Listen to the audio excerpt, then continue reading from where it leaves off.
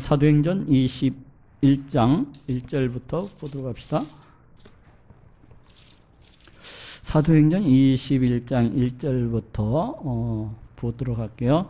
우리가 저희를 작별하고 지금 지난 시간에는 그 밀레도에서 장로들, 그러니까 감독들, 그 교회 지도자들을 청해가지고, 에베소 교회 지도자들을 청해가지고 지도자들을 훈계하는 것을 갖다가 작별 설교하는 것을 갖다 이렇게 볼 수가 있었습니다. 그래서 여기서 우리는 이제 바울 일행, 또 사도행전의 저자라고 할 수 있는 누가 일행, 그 다음에 예루살렘 교회의 지금 헌금을 가지고 가고 있는 그 각 교회 대표들이 지금 함께 의리라고 이렇게 되어 있어요. 저희를 작별하고, 저희라고 하는 것은 에베소 교회 장로들, 지도자들이겠죠. 작별하고, 이 작별하고가 지금 우리 한글 개역 한글에는 그냥 작별하고 이렇게 그냥 쓰여 있는데, 이제 원어상으로 보면은 뭐 떼어놓다 이런 뜻을 갖고 있어요. 그래서 서로 떨어지기가, 헤어지기가 몹시 아쉬운데 서로 발톱을 갖다 밀면서 이렇게 그런 모습을 갖다 연상을 시키고 있습니다. 행선하여 배를 타고서 바로 고스로 가서, 아까 조금 전에 봤었던 그 고스예요. 고스로 가서 이튿날 로도에 이르러, 장미의 이 섬에 이르러서 거기서부터 바다라로 가서, 이 바다라는 이제 큰 배들의 그 정착지라고 했죠. 큰 배들이 모여가지고 이제 저쪽에 어떤 항구, 그게 여객선들의 어떤 그 집합소 같은 그런 역할을 했던 것 같아요. 그래서 이 바다라로 가서 거기에서 이제 베니게로 건너가는 배로 건너탄 것을 볼 수가 있어요. 그죠? 이게 베니게로 건너가는 배를 만나서 타고 배를 바꿔 탄 것을 볼 수가 있어요. 베니게가 이제 시돈 두로가 있는 그 지방을 가리킵니다. 건너가는 배를 타고 가다가 구브로를 바라보고, 그게 저쪽 바다라에서 구브로 쪽을 갖다가 바라보고, 이를 왼편에다 두고 구브로 섬을 갖다가 왼쪽 편에다 두고 수리아로 행선하여 수리아 지방을 향해서 이제 항해를 하는 것을 말하고 있죠. 두로에서 상륙하니, 이 베니게 지방의 한 도시죠. 시돈 두로. 두로에서 상륙을 하니 거기서 배가 짐을 풀려 함이러라. 이 짐이라고 하는 것은 그때 당시 이제 뭐 곡물이라든지 아니면은 뭐 과일이라든지 이런 것들을 갖다가 서로 이렇게 왕래를 했었는데, 이제 그 짐을 풀려 함이라. 제자들을 찾아. 지금 제자들이라고 하는 것은 기독교인들을 갖다가 가리킵니다. 그래서 여기서 찾았다는 거 하는 것은 원래부터 알고 있는 사람들을 갖다가 만났다는 얘기가 아니라, 혹시 이 근방에도 기독교인들이 있을 것 같은데 해가지고 이제 수소문에서 그런 찾는 과정을 가려요. 제자들을 찾아 거기에서 이래를 머물더니, 두로에서 이제 배가 짐을 내리고 다시 실는 동안 이래 동안을 갖다가 머물렀다는 겁니다. 근데 여기 두로에는 바울이 전도한 적은 없습니다. 두로, 시돈 이 지방은. 그러면은 여기에 있는 그런 이 기독교인들, 이 사람들은 도대체 어떻게 된 거냐? 아마도 그 스데반 집사 그 순교로 인해서 예루살렘 교회에 대한 그 유대인들의 핍박이 잦아지자 그때 뿔뿔이 흩어졌던 사람들이 바로 여기까지 이르러서 자체적으로 이렇게 교회를 세워서 진행이 되고 있었던 것 같아요. 그래서 그 제자들이 성령의 감동으로 바울더러 예루살렘에 들어가지 말라 하더라. 야, 지금 바울이 어떻게 보면은 여기 지금 성령의 감동으로 바울더러 예루살렘에 들어가지 말라 하더라. 그 성령의 감동으로 지금 예루살렘에 들어가고 있는 거잖아요, 바울이. 근데 성령의 감동으로 바울더러 예루살렘에 들어가지 말라 하더라. 어떻게 보면 그 성령의 감동이 서로 다르게 온 것처럼 느껴질 수가 있잖아요. 근데 그런 게 아니에요. 이제 여기 두로에 이제 살고 있는 이 기독교 형제들이 그 성령의 감동으로 바울이 예루살렘에 들어가게 되면 결박을 당하고 가진 환란을 당하게 될 것이라는 것을 알려준 거예요. 이제 성령을 감동을 통해서 알게 된 거예요. 그러면서 말리는 겁니다. 인간적인 견지에서, 바울을 사랑하는 마음에서. 쉽게 얘기하면 우리 예수님이 십자가에 달려 죽으시려고 할 때에도 그 베드로가 나서서 막 말리는 것을 볼 수가 있잖아요. 바로 그것처럼 이제 여기서도 인간적인 그런 어떤 바울에 대한 사랑하는 마음에서 말리고 있는 것을 볼 수가 있습니다. 그러니까 여기에 두로 지방에 머물고 있던 그 성도들에게 이제 그 성령의 감동이 그렇게 왔겠죠. 바울이 예루살렘에 올라가게 되면은 결박과 환란을 갖다가 당하게 될 것을 갖다가 알려주니까 인간적인 견제에서 이렇게 말리고 있는. 이 여러 날을 지난 후, 이 일주일 동안의 시간을 지난 후 우리가 떠나갈 새 저희가 다 그 처자와 함께 성문 밖까지 전송하거늘. 그러니까 두로에 있는 교회는 그다지 크지는 않았었던 것 같아요. 그러니까 여기 보면은 그 애들까지 뭐 그냥 다 어린아이들까지 다 나와가지고 여러 가지 전송하는 모습을 볼 수가 있습니다. 우리가 바닷가에서 무릎을 꿇어 기도하고, 그때 당시에도 사람들의 눈치를 보지 않냐고 우리 이 바울을 비롯한 이 초대 기독교인들이 그 바닷가에 둘러 앉아가지고 무릎을 꿇어서 그 기도하는 모습을 갖다 볼 수가 있습니다. 서로 작별하는 우리는 배에 오르고 저희는 집으로 들어가니라. 이것은 지금 이 사도행전의 저자인 누가가 지금 함께 동행을 하고 있기 때문에 굉장히 이런 모습을 갖다 아주 적나라하게 이렇게 기록을 하고 있어요. 두로로부터 수로를 다 행하여, 수로를 다 행했다는 것은 배 타고 가는 것을 갖다 마쳤다는 의미죠. 그래서 두로로부터 이제 배를 타고 가다가 마쳤는데 돌레마이에 이르러 한 35km 정도 됩니다. 두로에서부터 돌레마이까지. 근데 이 어찌 보면 걸어서 가면 이틀 거리도 안 되는 그런 짧은 거리라고 할 수가 있는데 굳이 일주일 동안 머물렀다가 이를 배를 타고 이렇게 가는 것은 그 정도로 어떤 시간적인 여유도 있었기 때문에 이제 그 기독교인들 만나고 그러면서 바울이 자신의 생각을 갖다 정리할 수 있는 이런 기회를 가졌던 것 같아요. 그래서 두로로부터 수로를 다 행하여 돌레마이에 이르러 형제들에게 안부를 묻고 그들과 함께 하루를 있다가, 이쪽 돌레마이 쪽에도 기독교인들이 이제 살고 있었던 것 같아요. 이 사람들도 이 스데반 집사의 어떤 순교 때 그 예루살렘 유대인들의 박해를 피해서 도망쳐 온 사람들이 아닌가 하는 생각을 해요. 이튿날 떠나 가이사랴에 이르러, 이 가이사랴는 그때 당시 그 유대 지역 행정수도라고 할 수가 있어요. 그래서 여기에 로마 총독이 군대를 가지고서 주둔하고 있던 그런 곳입니다.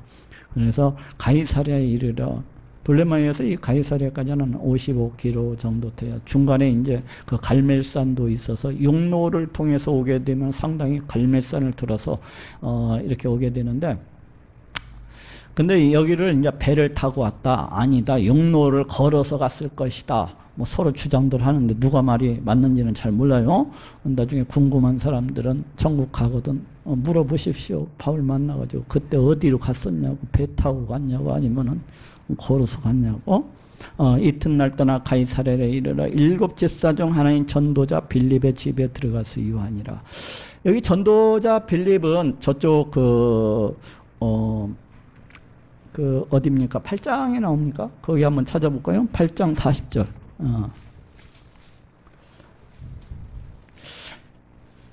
지금 그 예수님의 제자 빌립과 구분하기 위해서 전도자 빌립이라고 이렇게 기록을 해놓은 것 같아요. 이 사도행전 8장 40절부터 보도록 할게요. 빌립은 아소도에 나타나 여러 성을 지나며 복음을 전하고 가이사랴에 이르니라. 지금 이렇게 나오고 있잖아요. 이 전도자 빌립이 에디오피아 넷이 그 전도를 하고 지금 이렇게 아소도에 나타나서 여러 성을 지나다니며 복음을 전하고 가이사랴에 이르니라. 그래서 전승에 하면 이 빌립 집사에 의해서 저쪽 사마리아 지방부터 그 다음에 이쪽 그 가이사랴 또 그 위에까지도 이 사람이 굉장히 광범위하게 이렇게 복음을 전파한 것 같아요. 그래서 또 그 친히 자기가 전파하고 이렇게 목회를 하지 않았나 하는 생각을 갖다 해봅니다. 자, 다시 돌아올게요. 21장. 그 전도자 빌립에 들어가서 유하니라. 그에게 딸 넷이 있으니 이 빌립 제사한테 딸이 넷이 있었다는 거예요. 근데 처녀로서 예언하는 자라. 처녀로서 예언한다는 것은 이 빌립 제사의 딸들이 어떤 예언의 은사를 갖다가 가지고 있었던 것 같아요. 여러 날 있더니 한 선지자 아가보라 하는 이가 유대로부터 내려와. 이 사람은 어떤 사람입니까? 저쪽 사도행전 11장 그쪽 봅시다. 사도행전 11장 27절, 28절 여기에 나오거든요. 이 사람에 대한 행적이. 사도행전 11장 27절, 28절에 한번 봅시다. 사도행전 11장 27절, 28절. 그때 선지자들이 예루살렘에서 안디옥에 이르러. 여기 안디옥은 수리 안디옥을 가리켜요. 그 중에 아가보라 하는 한 사람이나 성령으로 말하리 천하가 크게 흉년들리라 하더니 글라우디오 때에 그렇게 되니라. 이것이 이제 바울이 제2차 그 예루살렘 방문이 AD 45년경에 있었잖아요. 바로 그때 있었던 이 예루살렘 그 기근 흉년에 대해서 이제 이 사람이 예언을 갖다가 했었고, 그래서 이제 그때 제자들이 각각 그 힘들이 유대에 사는 형제들에게 부조를 보내기로 작정을 하고, 그래서 이 헌금을 들고서 바울이가 이제 AD 45년경에 예루살렘에 제2차 방문했던 것을 볼 수가 있어요. 그래서 이 사람이 지금 오늘 본문에서도 또 이렇게 나타나고 있어요. 21장 10절 여러 날 있더니 한 선지자 아가보라 하는 이가 유대로부터 내려와. 그러니까 이 사람은 지금 선지자라고 하는 직분은 이 초대교회에서 굉장히 이제 초대교회가 그 직분들이 아직 정립이 이렇게 되지 않고 있을 때에 어떤 구약적인 요소라고 할 수가 있는데, 제사장이나 아니면 선지자나 왕이나 이런 것은 구약성 성경 속에서 우리 예수님의 사역을 갖다가 예표하는 그런 직분들입니다. 그래서 이 왕이나 제사장이나 선지자 이런 것은 모두 다 예수 그리스도 안에서 이미 다 성취되어졌다고 할 수가 있어요. 그런데 지금 여기에서는 그 구약에서 이제 신약으로 넘어오면서 그 직분이 아직 정비가 아직 안 된 상태에서 그런 것 같아요. 근데 아마도 이 사람도 예언의 은사를 갖고 있었던 것 같아요. 예언의 은사를 갖고 있어서 어떤 환상을 통해서 보기도 하고, 때로는 성령의 음성을 통해서 듣기도 하는 그런 사람이었던 것 같아요. 근데 이 사람을 특별히 그냥 예언하는 사람이다 그렇게 안 하고 선지자라고 했던 것을 보면은 이 사람이 많은 기독교인들에 의해서 많이 신뢰를 갖다가 그렇게 받았었던 사람인 것 같아요. 오늘날의 예언의 은사를 가지고 있다면서 많은 사람들이 자기의 그 감정대로 그냥 이렇게 하다가, 저기 어떤 그런 교회 있더라고요. 쭉 둘러앉아가지고 어떤 문제를 놓고서 막 기도를 하는 거예요. 그래갖고 한 사람씩 나누는 거야. 그게 예언이라고 하는데, 나는 지금 빨간 빛을 봤습니다. 그게 옆에서, 나는 지금 새카만 걸 갖다가 봤습니다 하면서 이렇게. 그것은 예언이 아닙니다. 그것은 예언이 아니에요. 그건 뭐 아무런 예언도 아니에요. 우리 하나님은 우리의 입을 만드신 분이십니다. 예? 우리한테 귀를 만들어 주신 분이요. 하실 일이 있으면 말로서 직접 음성을 통해서 말씀하실 수도 있고, 귀를 통해서 들려주실 수도 있어요. 그리고 중구난방으로 많은 사람들이 둘러앉아가지고 서로 맞지 않는 얘기를 갖다가 하면서 대충 껴 맞추는 것. 그것은 예언이 아닙니다. 맞으면 좋고 안 맞으면 말고식으로 이렇게 예언하는 사람들이 있는데, 그건 성령을 갖다 굉장히 모독하고 있는 겁니다. 우리 하나님의 이름을 갖다 회방하고 있는 거예요. 예? 구약 성경에서 거짓 선지자는 돌로 쳐 죽이라고 하잖아요. 그 사람들 구약 시대 살았으면 돌로 쳐 죽을 사람들입니다. 왜? 하나님의 이름을 갖다 망령되이 일컬었기 때문에. 우리 하나님은 이 세상 온 우주 만물을 창조하시고 그 뜻대로 이 모든 것들을 다스리고 통치하시는 분입니다. 그래서 하나님의 입에서 한번 나간 것은 반드시 성취가 되어져요. 근데 예언이라고 이 얘기 선포해놓고 하나님의 이름으로 선포해놓고 뭐 맞든지 안 맞든지 이러면서 뭐 영적인 것은 틀릴 수도 있지. 그러면 애시당초 하나님의 이름으로 선포를 안 해야 됩니다. 왜 하나님의 이름을 팔아먹어요? 그렇기 때문에 이 예언의 은사를 조심해서, 정말로 조심해서 사용하는데, 때로는 자기 욕심에 의해서 예언의 은사를 갖고 있으면 자신이 굉장히 대단한 사람인 것처럼 이렇게 생각을, 사람들이 당언하고 통변하고 뭐 환상 보고 그러면 자신이 굉장히 믿음이 좋은 사람으로서 이렇게 착각을 하는 사람들이 많습니다. 심지어는 신유하는 사람들도 그래요. 신유 은사를 갖고 있으면 자신이 굉장히 믿음이 좋은 사람으로서 이렇게 착각을 하는 사람들이 있습니다. 그런데 절대로 그렇지 않아요. 어떤 은사를 갖고 있다고 해서 그 사람이 믿음이 좋은 게 아닙니다. 하나님께서 그 사람이 너무나도 불쌍해서 믿음이 너무 연약하다 보니까 믿음 세워주려고 주시는 경우도 있어요. 그 사람한테. 우리 하나님 믿음 세워주시려고, 너무나 믿음이 없는 사람한테. 그런 경우도 있기 때문에 그 어떤 은사들을 가지고 있다고 해서 뭐 그 사람이 뭐 믿음이 좋은 사람이에요. 천만의 말씀입니다. 천만의 말씀이에요. 그런 것들을 사모하느니 말씀이 없는 사람들이 하나님의 은사를 갖고 있는 것은 어린아이가 그 면도칼을 갖고 노는 것도 똑같습니다. 왜?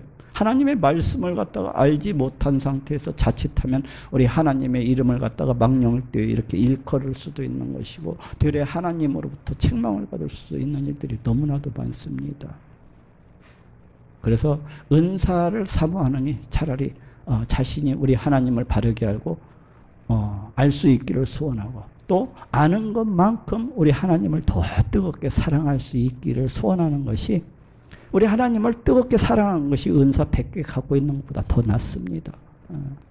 우리 하나님 뜨겁게 사랑하는 것, 우리 하나님을 친밀히 행하는 것, 가까이 행하는 것, 이것이 은사 100개, 1000개 갖고 있는 것보다 그 사람 믿음이 훨씬 더 좋은 겁니다. 은사라고 하는 것은 아무것도 아니에요. 저도 안수하고 병 고치고 그러지만은 제 믿음이 좋아가지고 그런 게 아닙니다. 그냥 하나님께서 쓰시니까 주시는 거예요. 그냥 하나님의 일을 위해서. 내가 너무나도 믿음이 없는 사람이다 보니까, 야 임마 내가 이렇게 살아있잖냐 하면서 맨날 보여주시는 거예요. 저한테. 저한테 예수님이 야 믿음 가지라고 맨날 저한테 보여주시는 겁니다. 내가 이렇게 살아있잖냐. 그렇기 때문에 여러분들이 뭐 어떤 은사를 갖다가 사모하기보다는 차라리 그 은사를 사모하는 것만큼 우리 하나님을 뜨겁게 사랑할 수 있게 해달라고, 우리 하나님을 기뻐하고 즐거워할 수 있게 해달라고, 우리 하나님을 세상의 그 어떤 것보다도 보물로서 삼고 보화로서 삼게 해달라고, 차라리 그걸 소원하는 것이 100번 그 사람 영혼을 위해서 더 좋은 것입니다. 그렇게 하는 것이요. 갑시다. 그에게 여러 날 있더니 한 선지자 아가보라 하는 이가 유대로부터 내려와 우리에게 와서 바울의 띠를 가져다가 자기 수족을 잡아매고 말하기를. 아마도 구약 시대에도 많은 선지자들이 자신의 행동을 통해서 예언하는 것을 볼 수가 있어요. 어떤 사람은 빨가벗고 지내면서 이렇게 예언하는 것도 있고, 어떤 사람은 자기의 새 옷을 잡아 찢어가지고 그렇게 예언하는 것을 갖다가 보기도 하고, 그런데 여기에서도 마찬가지로 이제 바울의 그 허리띠를 갖다가 가져다가 그 수족을 갖다가 자기 수족을 갖다가 잡아매고 말하기를. 그러니까 자기 행위를 통해서 바울이 어떻게 될 것인가를 갖다 예언을 하고 있는 것입니다. 성령이 말씀하시되 예루살렘에서 유대인들이 이같이 이 띠 임자를 결박하여 이방인의 손에 넘겨주리라 하거늘. 만약에 이 아가보라고 하는 사람이 만약에 이렇게 예언을 했는데 만약에 이게 안 이루어졌다고 보십시오. 그러면 이건 큰일입니다. 성경에 기록되지도 않아요. 네? 이건 성령, 우리 하나님의 이름을 갖다 욕되게 한 것이기 때문에 구약시대 같으면 돌로 쳐 죽습니다. 거짓 선지자이기 때문에. 네, 거짓 선지자이기 때문에. 예언이라고 하는 것은 우리 하나님에서 입에서 나서는 반드시 이루어지고 반드시 성취되어져야만 돼요. 뭐 영적인 일이기 때문에 뭐 성취가 되어질 수도 있고 아니 되어질 수도 있는, 그렇게 얘기하는 사람도 있더라고요. 성경, 우리 하나님에 대해서 몰라도 너무 모르는 사람이에요. 우리 하나님께서 말씀하시면 반드시 이루어져야 됩니다. 그렇지 않으면 그 사람은 우리 하나님의 이름을 갖다 망령뜨릴 그런 거짓 선지자와 똑같은 사람이에요. 그래서 돌로 쳐 죽어야 되는 사람입니다. 우리가 하나님의 이름으로 뭘 갖다가 선포한다는 건 굉장히 두려운 일입니다. 두려운 일이에요. 그걸 모르고 자기 감정대로 막 둘러앉아갖고 예언이랍시고 뭐 새카만 것이 보였다. 또 한쪽에서는 뭐 빛이 보였다. 이쪽에서는 또 뭐 물소리가 들렸다. 뭐 이렇게 하는데 그거 참 굉장히 위험합니다. 위험해. 우리가 그 말을 듣고 그것 사람들로도 바로 바울에게 예루살렘으로 올라가지 말라고 하더니 이제 상당히 그래도 그 예언의 은사에 있어서 신뢰받고 있는 그 사람이 와서 이제 바울이 결박돼서 환난을 당할 것이라는 말을 듣다 보니까 이제 그 전부터 들어왔지만 여기 우리라고 하는 이 사람들이 지금 동행자들이 바울의 동행자들이 막 울면서 뜯어 말리는 겁니다. 인간적인 그런 어떤 바울 사랑을 하는 마음에서 그런 거죠. 바울이 대답하되 너희가 어찌하여 울어 내 마음을 상하게 하느냐. 바울도 참 마음이 아프죠. 어찌하여 울어 내 마음을 상하게 하나. 나는 주 예수의 이름을 위하여 결박받을 뿐 아니라 예루살렘에서 죽을 것도 각오하였노라 하니.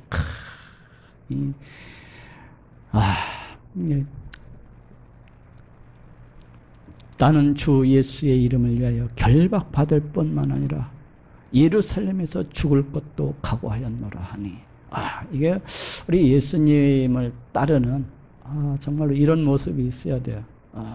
우리 예수님을 따라가는 데 있어서 맨날 잘 살게 해달라고 맨날 구할 것만 아니라 맨날 돈 더 많이 벌게 해달라고 그것만 구할 것이 아니라 주 예수 그리스도를 위해서 내 생명조차도 아까워하지 아니하는 것. 주 예수 그리스도의 이름을 위해서 고난과 핍박과 그 모든 환난도 두려워하지 않는 것. 이런 것들이 굉장히 중요하지 않습니까?